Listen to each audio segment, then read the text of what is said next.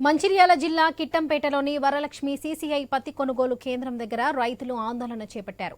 పత్తి కొనుగోలు కేంద్రం నిర్వాహకులు మోసాలకు పాల్పడుతున్నారని రోడ్డుపై బైఠాయించి రాస్తారోకో చేశారు. పత్తికి ధరను తగ్గించి రైతులను మోసగిస్తున్నారని ఆరోపించారు.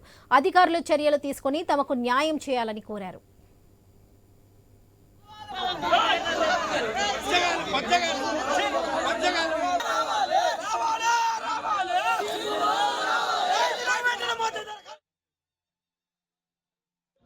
నిన్న రేట్లు మేము మార్కెట్ తీసుకొచ్చినాం సార్.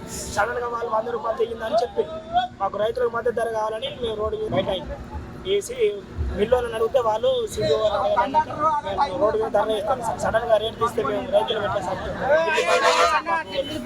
ప్రభుత్వం న్యాయం చేయాలని 100 రూపాయలు తీస్తారు. సుమారు 100 రూపాయలు తీగినందుకు రైతులు అందరూ ధర వేస్తున్నాం సార్ రోడ్డు మీద. రైతుల దగ్గర ఉన్న ఫస్ట్ క్వాలిటీ పత్తే ఉడవక ముందు గవర్నమెంట్ ఉచిత సలహాలతోటి రైతు నష్టం చేసే పొజిషన్లో ఉన్నది కాబట్టి రైతుకు న్యాయం జరిగేదాకా ఈ రోడ్డు మీద నుంచి లేచేదే లేదు. మా ప్రాణాలు పోయినా మానే కానీ రైతులకు న్యాయం జరిగేదాకా రోడ్డు మీద లేవమని ప్రకటిస్తున్నాం. మద్దతు ధర 100% ప్రకటించాలి.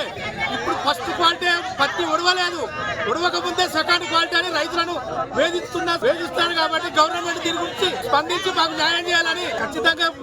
ఇప్పుడు ఫస్ట్ క్వాలిటీ ఉడవలేదు రైతుల దగ్గర, ఇప్పుడు సెకండ్ పికింగ్ అనే పేరుతోటి రైతులకు నష్టం చేసే పరిస్థితి ఉంటే మాత్రం రోడ్డును నిర్బంధం చేస్తామని రైతుల తరఫున నేను మాట్లాడుతున్నాను.